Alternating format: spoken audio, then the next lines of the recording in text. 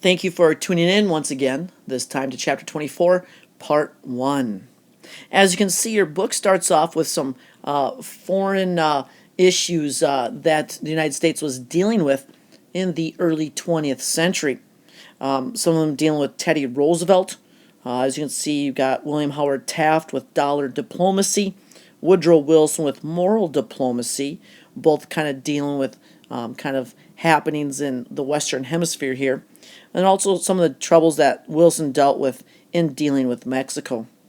But we'll discuss those in class, so that allows me to focus our attention on here World War I, or the Great War. This is a war that kind of had several things that led up to it, and the United States kind of tried to steer out towards a policy of neutrality throughout the early part. And yet you can see that neutrality is kind of tested throughout, both by Britain and their kind of blockade of Germany, and also the German U-boats, which is trying to block any of our trade with Britain. But we'll take a look at some of the causes that actually led to World War I. Now, just like any war, we don't want to simplify the causes, but there were some kind of a couple main things that led to heightening of tensions, and then one final act that kind of really got the ball rolling, which led to direct fighting. One of the characterizations of this era was militarism, the idea that countries were stockpiling weapons, building up their armies, kind of fortifying their defenses, because they didn't really trust each other.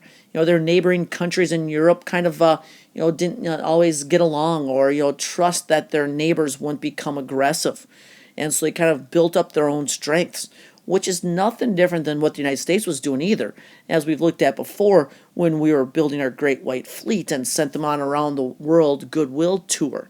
But the European countries were definitely kind of preparing for war, even though there was no war at this time. Another kind of a thing that led to war escalating very quickly were the alliances that were formed. As you can see, you've got the Central Powers of Germany, Austria-Hungary, and the Ottoman Empire, or Turkey, and also you've got Bulgaria eventually joining there as well. And they were kind of at odds against the Triple Entente, or what we call the Allies, Great Britain, France, and Russia being the main ones. And it's their side that eventually we're going to join. But we'll take a look at how we get pulled into war ourselves in our next episode. Yet another cause for World War I was imperialism. As we looked at before, after the Spanish-American War, we were kind of claiming a little colonial empire, getting different islands and bases around the world, like the Philippines, Guam, and Puerto Rico, and Guantanamo Bay. But it almost pales into comparison to what some of these European powers were doing. As you can see here by the map, you can see almost all of Africa was divided up amongst those European powers.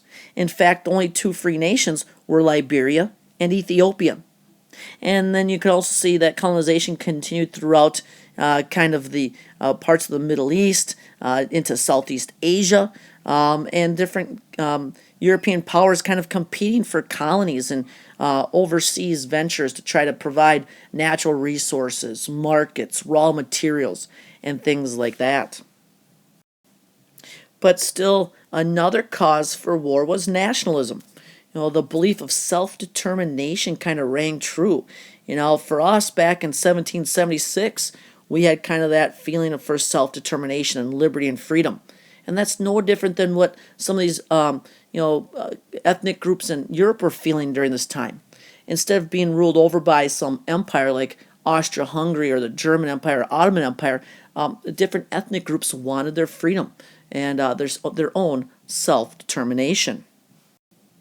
But alas, we turn our attention to Sarajevo, where the heir to the Austrian throne, Archduke Franz Ferdinand, and his wife Sophie were down kind of in a parade touring the troops when an assassin, Gavrilo Princip, a member of a Bosnian kind of secret society, the Black Hand, jumped out of the crowd and shot dead the Archduke and his wife.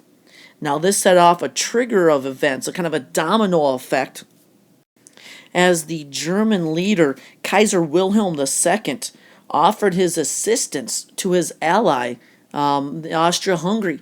And they kind of give a blank check, offering any services, aid, money, support, troops that they could render their friends to try to hold those people accountable for the assassination.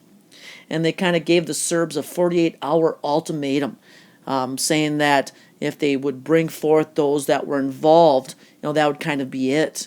Otherwise, the Germans didn't want any sort of revolution taking place with their allies' empire, because it might encourage revolution in theirs. They were willing to give that support. And as we see it play out, all the competing alliances in Europe start to mobilize their forces. You've got the Germans assisting Austria-Hungary. You've got the Russians who want to kind of protect the Serbs, and they start to mobilize their forces. And so the Germans, wanting to avoid a two-front war, one against France and one against Russia, they kind of implemented their Schlieffen Plan. And under this plan, they were going to strike quickly through Belgium down into France and knock them out after capturing Paris, because they thought Russia would be slow to mobilize. And that would give them time to get their forces, move them back out east, and get ready for any attack from the Russians. However, the Germans' advancement through France quickly came to a halt as trench warfare set in. And that's kind of what characterizes war on what we call the Western Front. This vast, elaborate system of trenches, with bunkers underneath that would protect the army personnel and generals and leaders and soldiers of each side, with barbed wire and artillery and machine guns, really kind of protected each side. And in between the German and French lines would be an area called no man's land, because of how deadly it truly was. And what this caused then was for war to kind of come, or at least movement in the war to come to a halt. And it created the stalemate out west. Here you can kind of see a couple pictures of trench warfare. And, you might be in these trenches for months at a time. And you got to deal with the elements. Sometimes when it rains, you can imagine how muddy it would get, and the water would fill up the trench bottoms a little bit. Sometimes they even stack dead bodies on the bottom to try to keep their feet out of the water and stand on them. But you also had to deal with lice and rats, and new types of warfare, which made it very deadly. And you might go through times, weeks at a time of like boredom and kind of not really doing anything and just being stuck in these holes. And then all of a sudden, sheer terror as you were given the orders maybe to go over the top, or as maybe the enemy was bombarding you with artillery, you were hiding in your bunkers underground. When that artillery stopped, you knew that the soldiers would be advancing, so you had to rush back up to your place, man your battle stations, and defend your trenches. And once you withstood the onslaught of the enemy, you'd be told to go over the top and charge back at them. And waves of soldiers would charge back and forth, with very little land being gained by either side. This battlefield, as you can imagine, almost became like a lunar landscape, as anything living was quickly destroyed, whether it be the trees, the grass, flowers, and the smell of, kind of decaying flesh. Just it really kind of, it seemed like death. And many people suffered from what was called shell shock. Today we call it post-traumatic stress disorder, where the stress of warfare kind of wrecks, or wreaks havoc on the nervous system, or people's psyche, or kind of causes some people to go blind or deaf, or so they can't move. Just kind of leaves them paralyzed. So the horrors of war were really pretty brutal out here on the Western Front. But the new technologies that were developed made it even more deadly. You have the flamethrower, which would be ideal for fighting in trenches, because the flames could shoot around corners and clear out like the bunkers in the ground. We see the invention of tanks as well. Although the first tanks were prone to breaking down or running out of gas, so they weren't really all that effective, unlike World War II, which the tanks will help Hitler overrun all of Europe. These were originally designed, however, as you can kind of see in the picture, to try to drive over the barbed wire and drive over the top of trenches while providing protection for soldiers that were kind of coming up behind it. But again, not as effective here in World War I. In this war, you also see the advent of dogfights. Whereas planes were originally used as kind of like reconnaissance tools to fly over, enemy lines and kind of scope out where troop movements were to kind of maybe plan where future attacks might take place. Eventually, these pilots might drop hand grenades or little bombs out of their planes on top of the enemies. After a while, then you'd also fasten machine guns onto these planes, and they'd start shooting at each other. And you'd have the type of air combat that we kind of picture in our heads. The top ace for the United States on the lower left-hand side of the screen there was Eddie Rickenbacker, who had shot down over 20 enemy planes. But that pales in comparison to the German ace, the Red Baron, who downed 80 of our, or I should say French and British planes as well.